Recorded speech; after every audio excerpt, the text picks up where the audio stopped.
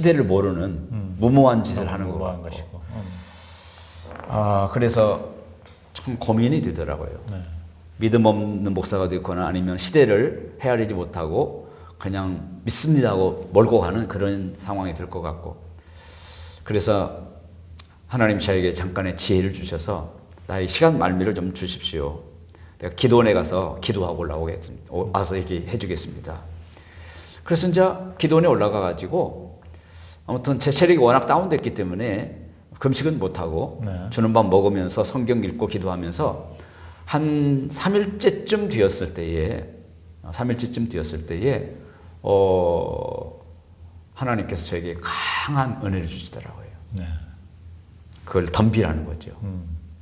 취하라. 네. 그때 당시에 그게 5억짜리 건물이었고요. 네.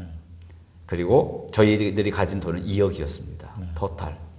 때는 바야흐로 IMF입니다. 이것은 덤빌 수 없는 상황이에요. 거기다가 그 건물을 다 뜯고 뼈대만 남기고 인테리어 하는데 2억이 들었거든요. 이게 7억이 있어야 되는데 가진 것은 2억밖에 없는데 때는 IMF고 이건 계산이 안 나오는 짓이거든요. 네. 근데 하나님이 워낙 강하게 제게 사인을 주셨기 때문에 하자 네. 하고 밑도 끝도 없이 35일 만에 4억을 목표로 하고 건축 프로젝트를 시작했습니다. 네. 그리고 아무도 얼마 하겠다라는 말을 못하게 했습니다. 담임 목사만 내가 얼마 하겠다. 그렇게 얘기해야 그들의 기준이 될 거 아닙니까? 그 담임 목사만 얼마 하겠다 하고 아무도 단 한 사람이라도 발설하지 못하겠습니다. 내가 얼마 헌금할 것인가를. 근데 디데이 날 뚜껑을 열어보니까 1,500만 원이 모자라는 4억이 거쳤습니다. 할렐루야. 기적. 작정한 거예요? 아니면 현금과 금부치와 작정 다 합쳐서. 합해서? 네. 네. 그런데 현금이 훨씬 많이 거쳤죠. 네. 그래서 그 건물을 기적같이 샀습니다. 그리고 인테리어를 참 했죠. 이쁘게. 한 40평 되는 그 홀에다가 예배당 예배당 평수는 한 70평 정도 됐거든요. 73평. 네. 근데 그 1층에 한 40평 정도 되는 곳에 카페를 만들었는데 네. 그게 아마 안양에서는 최초의 교회 안에 있는 성도들의 쉼터 그것이 됐었었죠. 네. 그리고 이제 굉장히 우리가 이제 안도하고 이제는 이 좋은 환경 속에서 뭔가를 이제 좀 누리자 하고 있었을 때가 2000년이 시작되어지는 1999년 초였습니다. 네. 98년도에 우리가 그 해커 들어갔거든요. 네. 그래서 이제 안도의 쉼을 쉬려고 하는 그쯤에 TV를 보거나 신문을 보면 반복해서 내 귀에 내 눈에 들어오는 단어가 있었어요. 그것은 밀레니엄이라는 단어였어요. 네. 1000. 네. 그래서 귀 기울여 들여보고 눈여겨서 신문을 사설을 보면은 1000년으로 시작되어진 이 지난 1000년은 지나가고 이자로 시작되어지는 새로운 1000년이 지금 오고 있다라는 거예요. 네. 1999년이니까. 네. 그런데 앞으로 새로 오는 1000년은 어떤 시대인가 그것을 얘기하고 있었고, 그러니까 그 시대를 대비해서 우리는 지금 어떻게 준비하면서 살아야 되는 것인가. 이 두 가지. 오는 1000년은 어떤 시대이며 그 시대에 우리가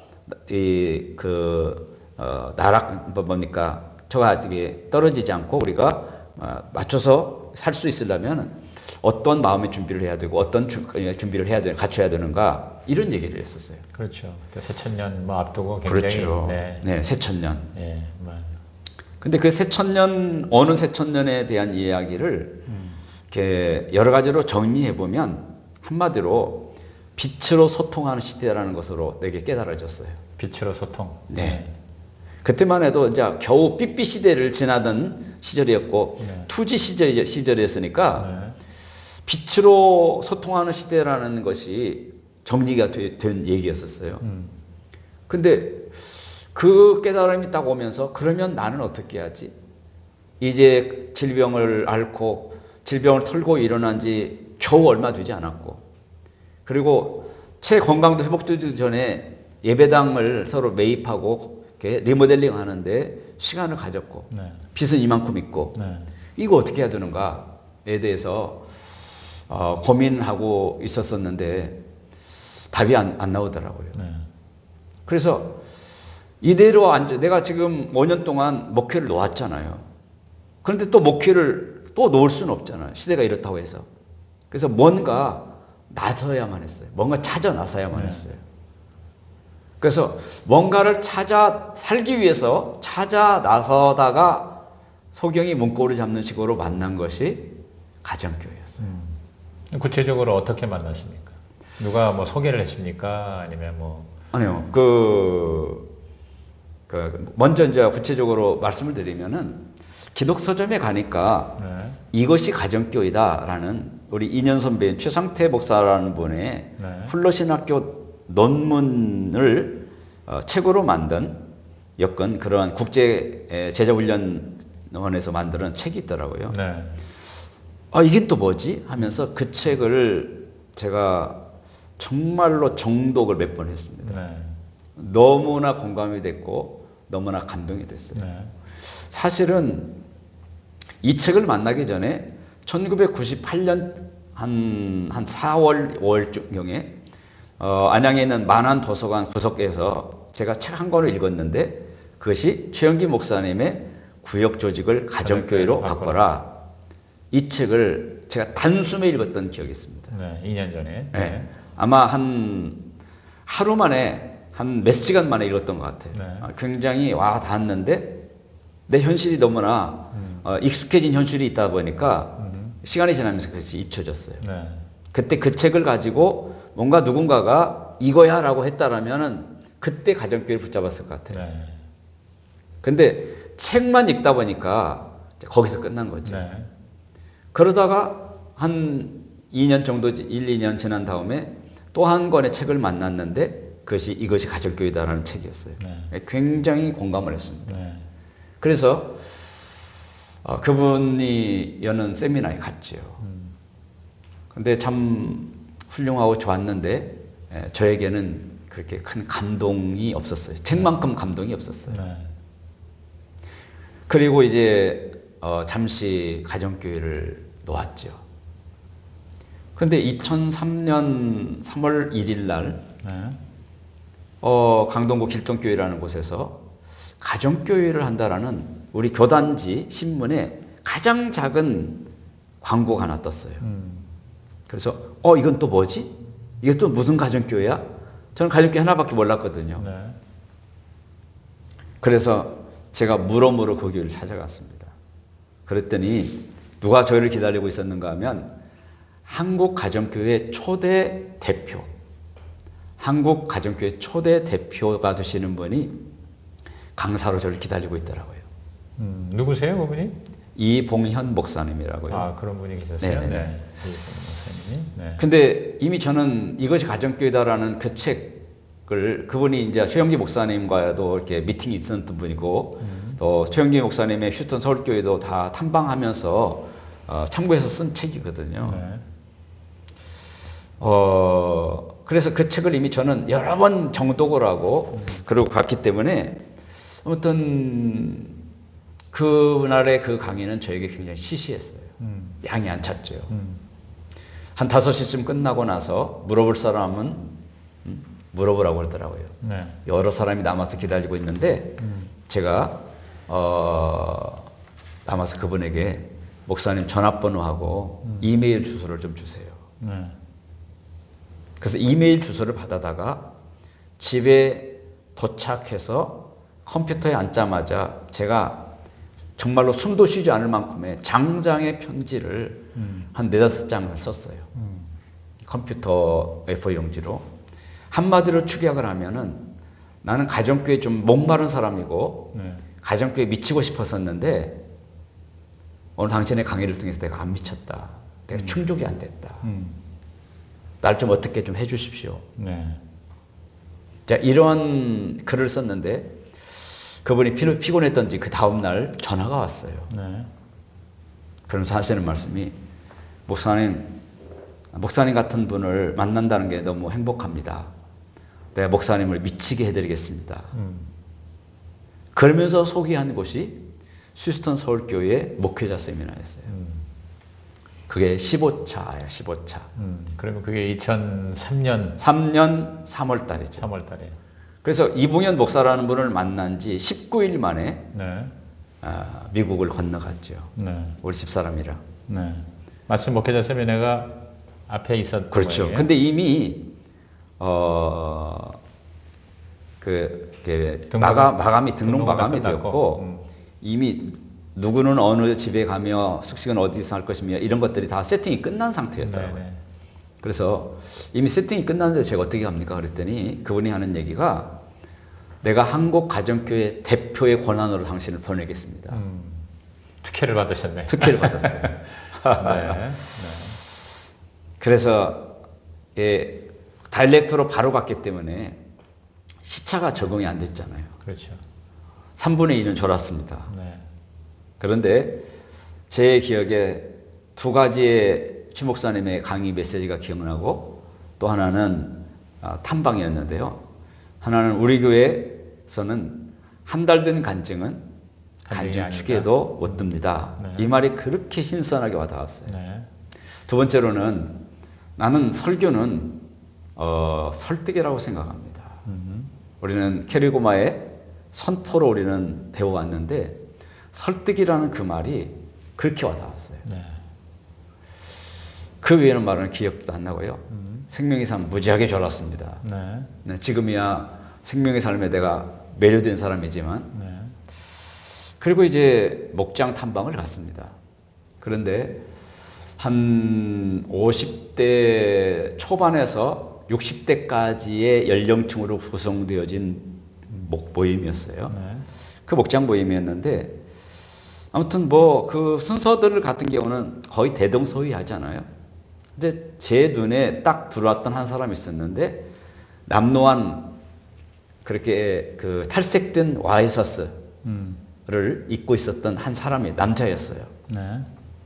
40대 중후반쯤 되어 보였습니다. 네. 그런데 목녀님과 그리고 목원들이 그분 한 분을 지극정성으로 섬기는 모습을 봤어요. 음식을 계속 공급해주고 더 먹으라고 격려해주고 말을 걸어주고 그리고 지금 요즘 뭐 하냐고 일을 물어봐주고 일을 소개해줄까 뭐 이런 제안을 해주고 이런 모습을 제가 물끄러미 바라보았는데 나중에 알고 보니까 그분은 어떤 분이었는가 하면 휴스턴 대학교의 그 연구원으로 오신 분이었어요. 교수하기 위해서. 근데 연구원으로 도착하자마자 그 와이프 되는 분이 미국은 자녀 교육의 천국이니까 영주권 신청을 하자. 그러니까 이 연구원으로 오신 그분이 무슨 말이냐. 우리는 한국에 돌아가서 교수할 사람인데 그건 안 된다. 여러 번 부인이 그렇게 했는데도 이런 자에 거절한 거죠. 자, 그러면서 아이들은 한 5년 지나면서 한국말보다는 영어가 편한 정도가 됐어요. 그리고 만 5년쯤 지난 어느 날 이 주임 교수와 휴스턴대학교 주임 교수와 이제 다툼이 일어나가지고 계약이 파기가 됐어요. 그래서 뭐 2달 아닌가 이제는 무조건 들어가야 되잖아요. 귀국해야 되잖아요. 이제 그때 참았던 이 부인이 이 연구원 부인이 네. 폭발이 된 거예요. 그래서 한 집에는 살지만은 쳐다도 안 보고 잠도 안 잘 뿐만 아니라 밥도 안 해주고 빨래도 안 해주고 남남처럼 사는 거예요. 네. 거기다가 이제 불법 체류자가 됐기 때문에 이제는 직업도 없잖아요. 그래서 알바 같은 것도 눈치 봐가면서 해야 되고 이런 목마른 사람을 목장에서 전도를 한 거예요. 네. 근데 그 한 사람을 섬겨주는 그 목장 모임에서의 그 모습을 제가 물끄러미 바라보면서 탁 찾아왔던 생각이 뭐였냐면 야, 이런 것이라고 한다면 한 영혼이 그 목장이라는 곳에 들어와서 동화가 되어지겠고 설득이 되어지겠고 교인으로 삶이 바뀔 수가 있겠구나. 네. 제가 거기서 그걸 봤어요. 그리고 그 목장 모임이 끝나기 전에 저는 마음의 결단을 했어요. 나는 한국에 돌아가면 반드시 가정교회를 하겠다. 지금도 그 목자님, 목녀님하고 나이가 드셨지만 교제를 하고 그렇습니다. 네. 정말로 내게 목회 패러다임을 결정적으로 또 한 번의 방향을 바꾸어 준 은인들이죠. 그 목장 사람들은 다 흩어졌겠지만 네. 그때 목자 목녀님은 지금도 교제를 하고 있습니다. 네. 너무 감사한 분들이에요. 네. 네. 그래서 이제 돌아와서 6개월 더 최용기 목사님의 책을 또 섭렵을 하는 시간을 가졌죠. 그리고 나서 이제 가정교회로 전환을 했습니다. 네.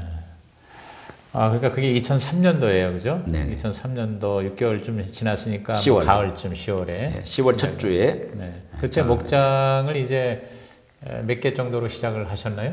14개로 시작했습니다. 14개로. 네. 그래서 현재 그러니까 2003년이니까 지금 가정교회 시작을 한 지가 16년 차예요. 6년쯤, 예. 네, 지금 16년 됐는데 현재 목장은 지금 돌아보면 1년에 하나 정도씩 분가한 것 같아요. 네. 네. 그동안에 이제 그 분가했다가 그 여러 가지 이유로 해체되어진 목장도 많이 있죠. 네. 한 10개 남짓 있을 겁니다. 목장이 이제 처음에 시작했는데 나중에 크로즈 된 데가 그렇죠, 한 그렇죠. 10개 정도. 네. 그러니까 이제 우리는 어떤 원칙이 있었는가 하면은 네. 지난 3년을 뒤돌아볼 때 목자가 유고 상황이 발생하면 네. 이사를 가거나 돌아가시거나 못한다고 손을 들거나 네. 이제 이런 상황이 되어지면 네. 지난 3년을 뒤돌아보죠. 네. 열매가 있느냐 없느냐. 열매가 없으면은 네. 무조건 흩었죠. 흩었다는 거는 그 목원들을 다른 목장으로 네, 둘도 같이 못 가게 하고 부부에는 네. 둘도 같이 못 가게 하고 다 흩었어요. 네. 왜? 성공한 것을 본 적이 없잖아요. 음. 그래서 다 흩었어요. 네. 그런 목장이 한 10개 남짓 될 겁니다. 네. 네. 그래서 현재는 33개입니다. 네. 그 이제 전환을 할 때 항상 이제 저도 이제 가정교회 전환하면서 이제 여러 가지 그 뜻대로 안 되는 면들이 많이 있는데 목사님에게서는 뭐가 가장 어려웠었어요? 그 전환할 때. 저는 제가 개척한 교회였고, 네. 그 다음에 장로님이 안 계시는 교회였고, 네. 그 다음에 그 권사님 몇 분 외에는 전부 다 저보다 나이가 아래였습니다. 그러면 그래서 젊은 네네네. 교회였네요. 네. 지금도 젊어요. 네. 저보다 나이 많은 사람들이 거의 없어요. 네. 권사님들 또 노인 몇 분을 빼놓고는. 네. 그러다 보니까 제가 가정교회에 대해서 이야기를 하고 설득을 할 때 그게 무슨 말인지 알아듣더라고요. 네. 그리고 그때만 해도 한국 교회가 이미 정치에 심각한 정체기에 빠져 있다라는 현실들을 계속 들어와서 그러는지 네. 그 위기감을 본인들도 느꼈던 것 같아요. 네.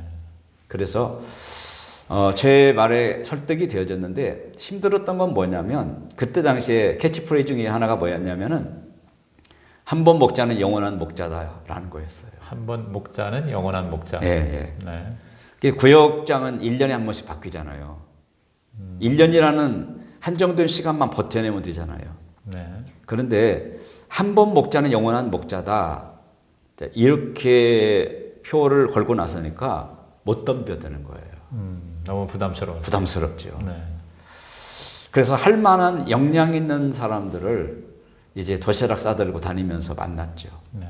한 번 만나면 한 3시간 정도 설득했죠. 네. 그때 설득한 것 중에 가장 그들에게 공감을 얻었던 것이 지금 돌아보면 청사진을 그려주는 겁니다. 우리가 가정교회를 하면 5년 후에 10년 후에 우리 교회는 어떤 교회가 될 것인가. 머리에 그림이 그려지도록 그렇게 제가 청사진을 그려줬어요. 네. 그랬더니 공감을 하고 설득을 당해 주시더라고요. 네. 그래서 어떤 사람은 3번도 만났습니다. 그래서 꾸준히 6개월 동안 만나고 나서 14 부부가 네. 이렇게 하겠다라고 작정을 해 주셔서 자, 그분들을 중심으로 해서 전환을 했습니다. 네. 예. 그러니까 뭐 크게 반대한 사람은 없고 또 없었어요. 못하겠다고 뛰쳐나간 사람도 별로 없네요. 단 한 사람도 없어요. 아, 그래요. 네. 그러니까 그 전에 이미 목사님은 진짜 말 그대로 목회를 상당히 성실하게 잘 하셨다는 증거인 것 같고요. 그 다음에 이렇게 좀 전도를 많이 해서 얻어진 성도들인 것 같아요. 그렇습니까? 이게 부끄러운 얘기인데요. 지금 그때 당시로 이렇게 거슬러 올라가서 한번 제가 버리지 않고 지금도 있는 등록 카드를 제가 봤어요. 네. 등록 카드를 쭉 보니까 거의 100%가 수평이에요. 그러니까 내가 전도해서 들어온 성도보다는 예. 다른 게 다니던 교회 교인들이 대부분이었다. 그렇죠. 그런데도 이게 전혀 일반적인 전통 그 교회와는 상당히 다른 차원이잖아요. 네네. 특히 얼른 이렇게 피부로 느끼기에는 매주마다 모여서 집을 오픈하고 밥을 하고 섬기고 하는 이런 것들이 처음에는 다 일반적으로 가정교회 시작할 때 반대하는 어려움이었거든요. 근데 일단 제가 이렇게 설득시키는데 좀 조심스러운 말로 성공한 것 같고요. 네. 설득을 잘 하셨네요. 네, 두 번째로는 이렇게 시범 목장을 네. 3개를 만들었어요. 네. 시범 구역이죠, 그때는. 네. 시범 구역을 3개를 만들었는데 부부 단위로 이 사람들은 믿음이 좋아가지고 서로 잘 모일 수밖에 없는 사람들로 3구역을 만들었어요. 나머지는 옛날처럼. 네. 옛날처럼. 그런데 이 3구역에서 대박을 친 거죠.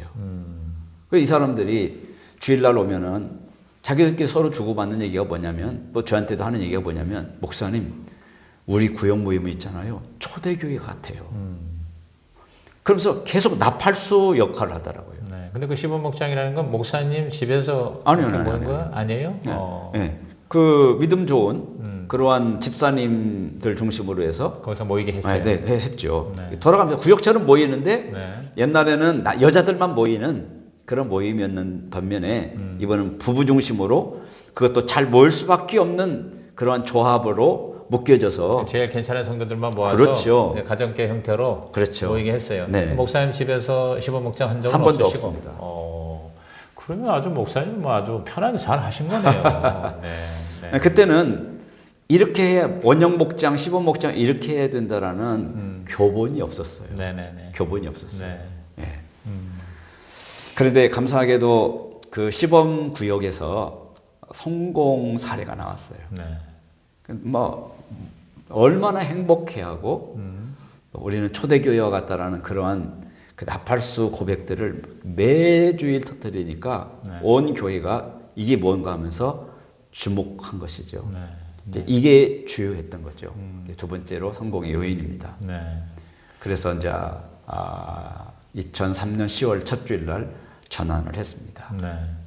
그러니까 목사님이 워낙 성실하게 또 착하게 이렇게 목회를 하시니까 성도들도 큰 뭐 무리 없이 문제 없이 그렇게 따라와 준 것 같고 또 그런 성공 케이스가 또 중직자들, 핵심 멤버들을 예. 이렇게 앞장서서 했으니까 큰 어려운 시험까지 이제. 지금도 그분들은 그 위치에서 변함이 없어요. 네. 잘하세요. 든든해지고.